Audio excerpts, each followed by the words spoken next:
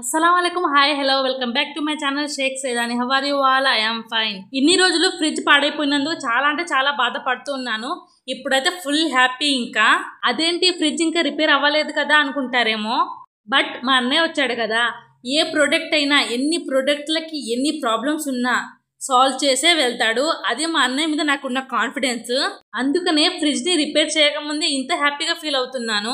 లేట్గా వచ్చినా లేటెస్ట్ గా వచ్చాడు అంటారు చూడండి, అలానే ఎప్పుడు వచ్చామనేది కాదు ఇంపార్టెంట్, పని పర్ఫెక్ట్ గా చేసామా లేదా అన్నదే ఇంపార్టెంట్.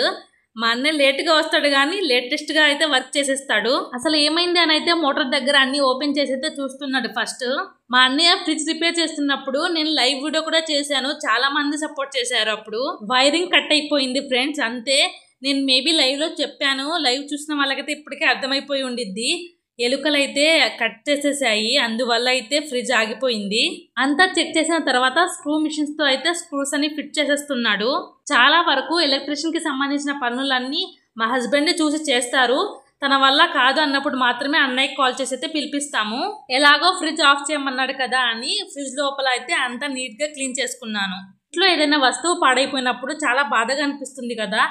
అలాంటిది ఇంకా మనకి ఇష్టమైన వస్తువు పాడైపోతే వామ్మో, ఆ బాధ అయితే అంతా ఇంత ఉండదు. See you the next video.